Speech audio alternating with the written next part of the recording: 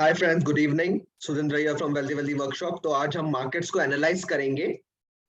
If you see the charts, markets पिछले 3 दिन से लगातार ब्लैक कैंडल्स या बेरिश कैंडल्स या रेड कैंडल्स दिखा रहा है। तो वो क्यों दिखा रहा है?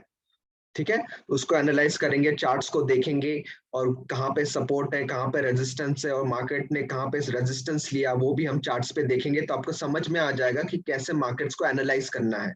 ठीक है, तो वीकेंड पे कैसे एनालाइज किया था मैंने, तो वो भी मैं आपको दिखाऊंगा। प्लस आगे के लिए, कल के लिए और या कमिंग वीक के लिए क्या इंपॉर्टेंट लेवल्स है निफ्टी के लिए और मार्केट्स कैसे बिहेव कर सकते हैं वो भी देखेंगे। ठीक है, तो मैं चार्ट्स आपको स्क्रीन शेयर कर लेता हूँ। तो अगर ये आप ये देखेंगे तो ये निफ्टी का चार्ट है, डेली चार्ट निफ्टी का।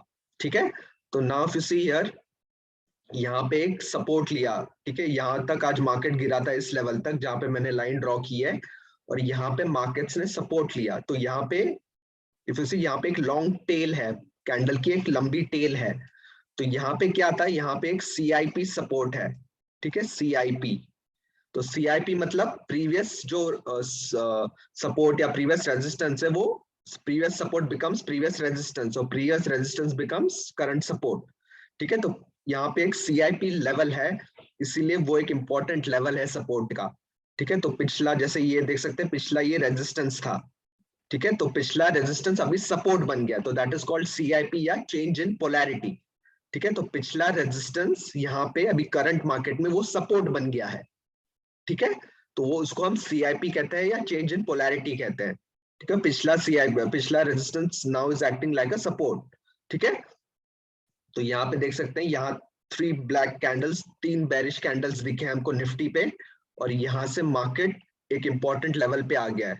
अगर इसको ब्रेक कर देता है सीआईपी को अराउंड 17,680 लेवल, ये निफ्टी फ्यूचर्स का चार्ट है, तो अगर इसको ब्रेक कर देता है, ठीक है, तो ये इंपॉर्टेंट लेवल, यहाँ से या तो सीआईपी पे सपोर्ट लेके फिर से यहाँ पे बाउंस बैक दे सकता है। तो दो दो प्रोबेबिलिटीज है।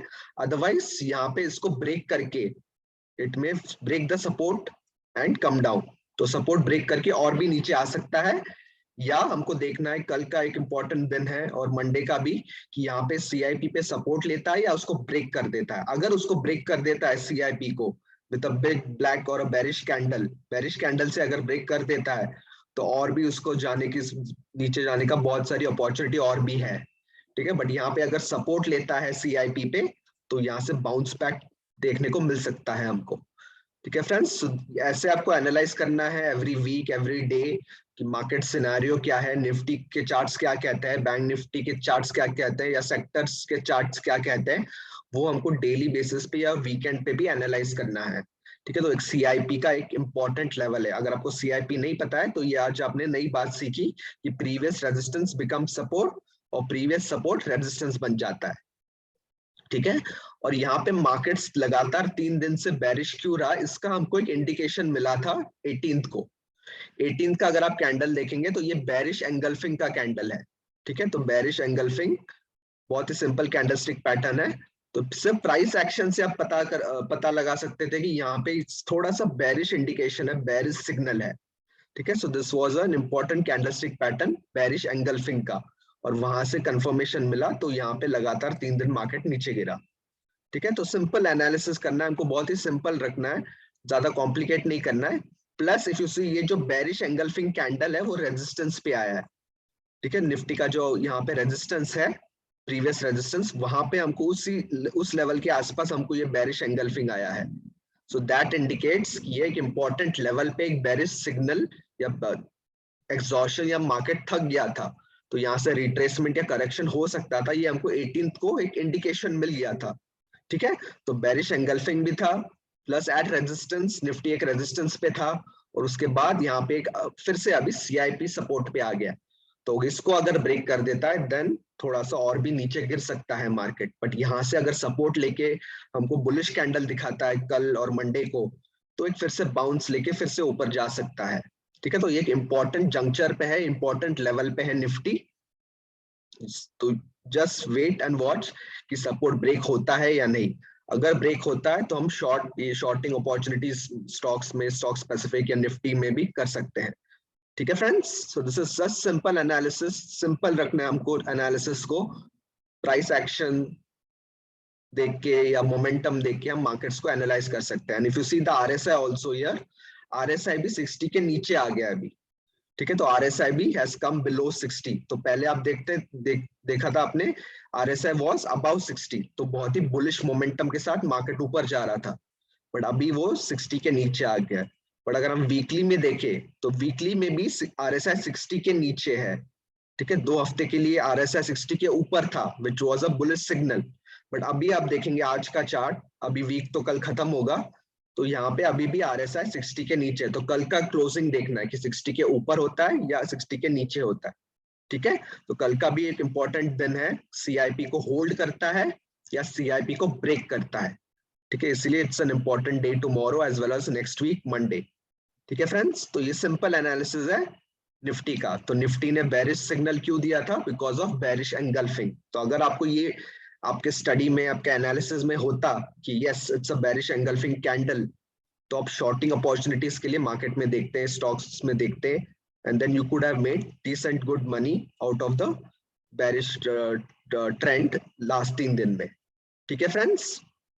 तो ये सिंपल एनालिसिस है। बैंक निफ्टी का भी देखे, बैंक निफ्टी भी एक इंपॉर्टेंट रेजिस्टेंस पे था, ठीक है। तो यहाँ पे बैंक निफ्टी का चार्ट, तो यहाँ पे एक रेजिस्टेंस है बैंक निफ्टी का, तो यहाँ पे थोड़ा रेजिस्टेंस ऊपर है, बट यहाँ पे भी एक माइनर रेजिस्टेंस है, not a major resistance but a minor resistance, ठीक है फ्रेंड्स। तो यहाँ पे मार्केट एक माइनर रेजिस्टेंस था बट उसको भी ब्रेक नहीं कर पाया, ठीक है। तो यहाँ पे एक लंबी टेल बनी बट उसको भी ब्रेक नहीं कर पाया, ठीक है। तो यहाँ पर भी आरएसआई 60 के नीचे आ गया, ठीक है। तो सिंपल एनालिसिस करनी है हमको, तो हमको टॉप डाउन अप्रोच से एनालिसिस करनी है। पहले मार्केट्स को एनालाइज करना है, जैसे निफ्टी, बैंक निफ्टी, फिर सेक्टर्स को एनालाइज करना है, फिर स्टॉक स्पेसिफिक एनालाइज करना है, ठीक है। तो यहाँ पे इसका रेजिस्टेंस अभी बहुत ऊपर है, बट अगर इसको 38,980 को के आसपास अगर ब्रेक होता है तो और भी नेक्स्ट रेजिस्टेंस तक जा सकता है, ठीक है। इसीलिए last next 2 days are going to be very very important for the markets, for Nifty, bank Nifty,